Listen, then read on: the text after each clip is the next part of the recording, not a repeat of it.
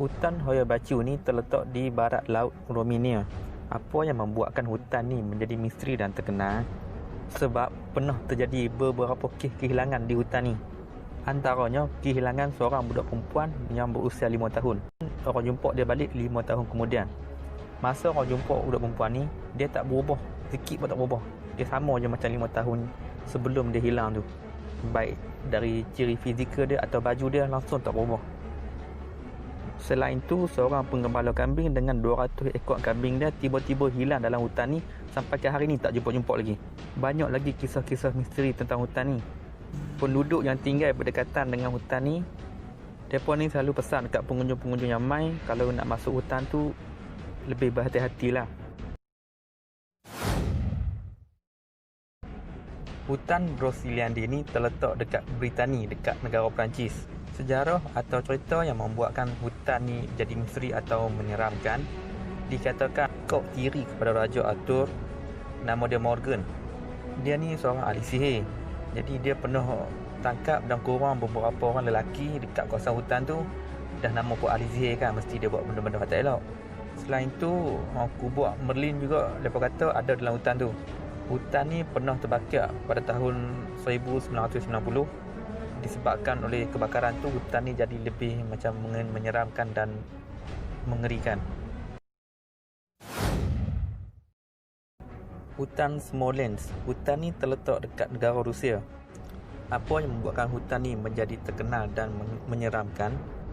Dalam hutan ni ada lebih daripada 20,000 kubur tentera yang mati masa zaman Perang Dunia Kedua. Jadi kubur tu sampai ke hari ni lah masih ada. Selain itu, berlaku satu peristiwa atau kes tragik pada tahun 2010 di mana sebuah kapal terbang terhempah dan mengorbankan kesemua 96 penumpang, termasuk ahli politik, tentera dan ahli perniagaan yang ada dalam kapal tu pada masa tu. Hutan Long Trail Vermont, Amerika Syarikat. Dalam hutan ni terdapat trek atau laluan mendaki kira-kira sepanjang 400 km. Jadi hutan ni selalu menjadi tumpuan bagi para pendaki. Yang menjadikan hutan ni seram dan misteri, terdapat beberapa kes kehilangan pendaki yang sampai hari ini masih belum ditemui. Black Forest atau hutan hitam. Hutan ni terletak dekat negara Jerman. Yang menjadikan hutan ni menyeramkan, diceritakan oleh penduduk sekitar kawasan hutan tu. Diorang ni selalu terserempak atau ternampak dengan terlibat seorang lelaki yang biji mata terkeluar dengan muka tidak dikenali selalu merayau-rayau dekat kawasan hutan tu. Selain tu, ada lagi satu cerita di mana seorang budak lelaki yang masuk dalam hutan tu untuk meluahkan perasaan. Kira macam release tension lah. Tapi sampai hari ni tak pernah keluar dan tidak dijumpai lagi. Hutan Pine Barren, Amerika Syarikat.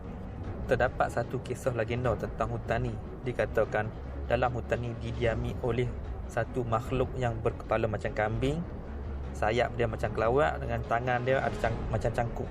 Kisah ni yang membuatkan hutan ni jadi menyeramkan dan menakutkan.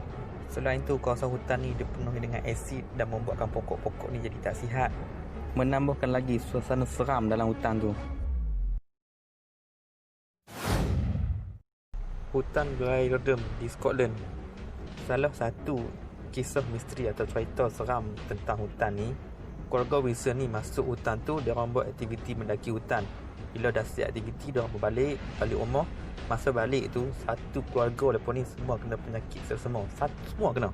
Dan lebih menyeramkan lagi bila lepas tengok gambar-gambar yang lepas ambil. Salah satu gambar tu, lepas nampak ada satu budak perempuan tengah parti lepas dengan pakaian seperti orang zaman Victoria, zaman-zaman dulu lah.